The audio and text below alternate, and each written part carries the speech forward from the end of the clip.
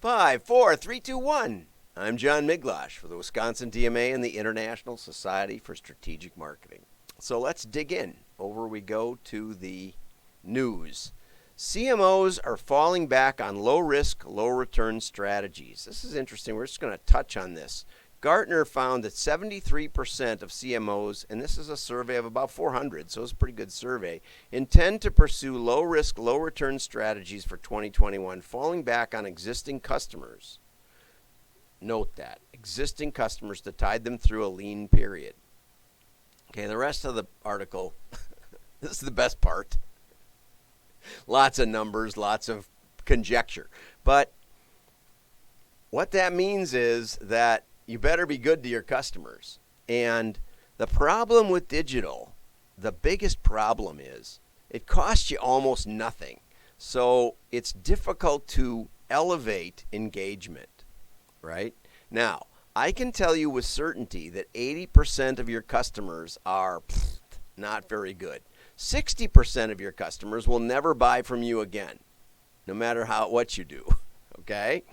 So there's a 20% that matter, right? And figuring that out actually changes from month to month, and that's the interesting part.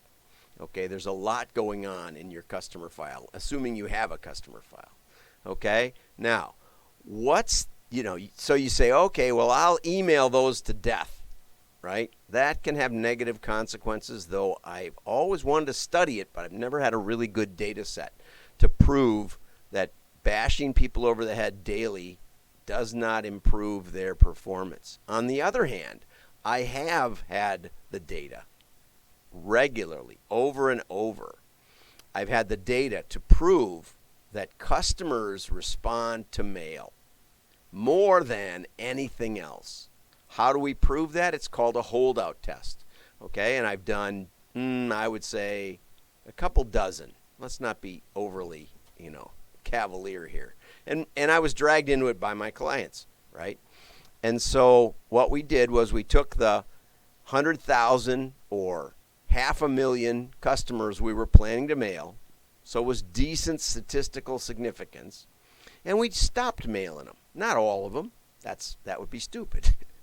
That would be what Nordstrom and J. Jill did. Stop mailing them all. Let's go out of business. Let's kick ourselves in the head. No. Instead, what we did was we said, okay, let's evaluate now a subset, let's say 10%. Okay, so 50,000 of the 500,000, and let's see how they did compared to the rest of the group, the 90%, the 450,000. And what we found, and I did this about 6 times with Musician's Friend, and every time we had a substantially higher performance, giving us about a 300% ROI on the mailing piece. Okay, now, there's more you can do with mail, right? You can send a gift card. You can send something three-dimensional. There's all kinds of ideas that you can test out, like when we showed Cabela's that they had a business-to-business component within their customer file of millions. They created this huge book in order to encourage the outfitters to order repeatedly, not just from the catalog in front of them. And that one was very successful and almost legendary in the printing industry. So mail is probably the most powerful way to increase engagement effectively across hundreds of thousands of customers. But even if all you have is a couple of hundred, it's still, you can write a handwritten card one a day to your customers, right? That's the kind of thing you can do with mail. There's no problem in low scale versus high scale. So if you're calling on CMOs, you might want to reference this article and say, hey, you should do more mail, because just emailing them to death isn't going to cut it. Social media doesn't just go to your customers. I mean, there's things you can do to get that to happen, but general ads are not the way to reach out to your customers, as the direct mail industry's proven for decades. Okay, moving on. I found out in what they think I'm not sure what that is, but they're having a free webinar to jumpstart your sales and marketing in 2021. And one of the speakers, looks like there's only 2 speakers. One of the speakers is Pat Whalen, president of Great Reach Communications, the leading provider of direct mail and digital marketing solutions to the print and direct mail industry. I don't even know. I haven't actually. Patrick and I are connected. Hi, Patrick. If you made it on here, say hello. Patrick and I are connected, but I don't really know him that well, so I don't know much about his business. But they provide marketing programs and consultation to over 700 print providers through North America. So we should connect up, Patrick, if you're on here. And he's been a featured speaker through North America. Okay? So, thought you'd like to know about that. It's the 27th of January, 2 p.m., and you can find Patrick on LinkedIn.com. Okay, so home-based businesses. Here's an article about how to start home-based businesses. It's from business2community.com. Again, one of the reasons I emphasize the source, 2 reasons. One is you probably won't find these just looking around. You won't stumble across these. I give you hard to find articles every day.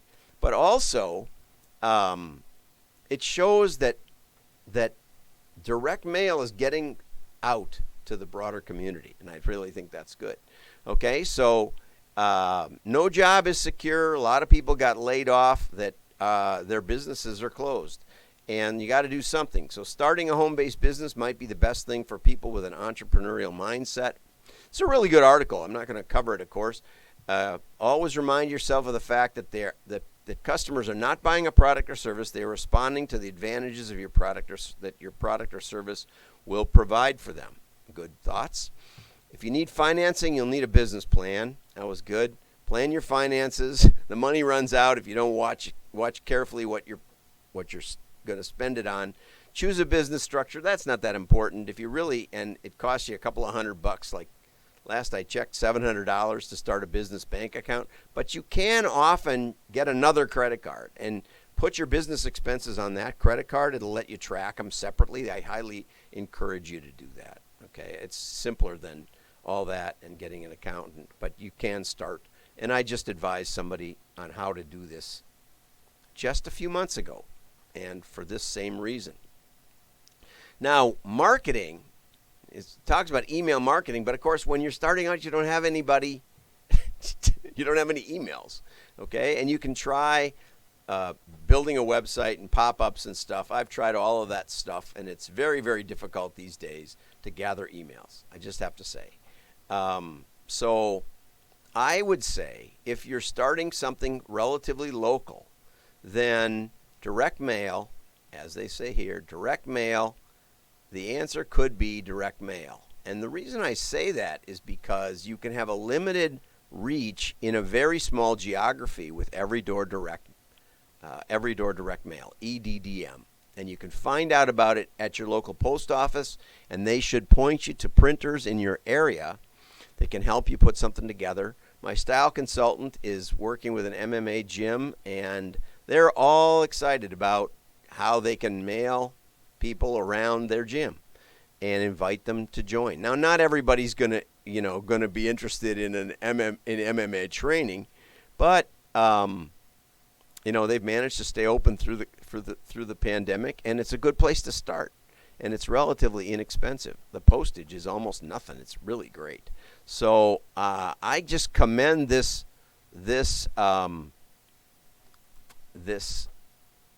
author mentioning mail. Join your local chamber of commerce. Get active on social media. It's a good way to start, but again, engagement is difficult. We get a dozen or so people a day on here, and we get some engagement, but it's it might be better to mail them all. I wanted to highlight this one because socialnomics.net is how to manage an online brand. It's a very scattered article. I'm not recommending the article.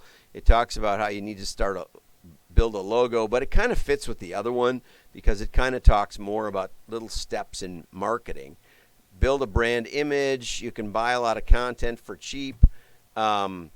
This was funny, though. You've probably seen claims regarding the effectiveness of traditional marketing practices like direct mail. While you might be surprised to hear that direct mailings are more popular now than ever, they still offer around a 4.4% response. I always like the second digit. You know, when I got started, everybody said, oh, yeah, you get a 2% response or you get a 4%. You know, that is the dumbest thing you could ever write.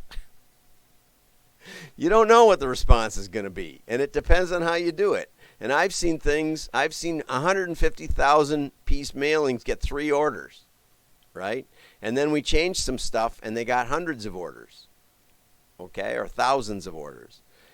You know, you can do it well or you can do it poorly. You know, it can change dramatically. So don't even talk about this. But he says email is even worse. Okay. Well, anyway, I don't want to recommend this, but I thought that it was interesting that people are now starting to go out of their way to attack direct mail, which suggests we're getting over the target. That direct mail is becoming a conversation piece. It's coming back into the marketing parlance, and that is great. And that's why I mentioned the article. So if you're in direct mail, let's work together. WDMA.org. Probably the best place to hear about mail, direct marketing, direct response every day. I want you to go there and register WDMA. See the little sign down below? WDMA, easytoremember.org, and subscribe. It's free, and you'll get the show notes every day that you want them. Like and share. Your friends will know you're smart. Have a great day. Bye-bye.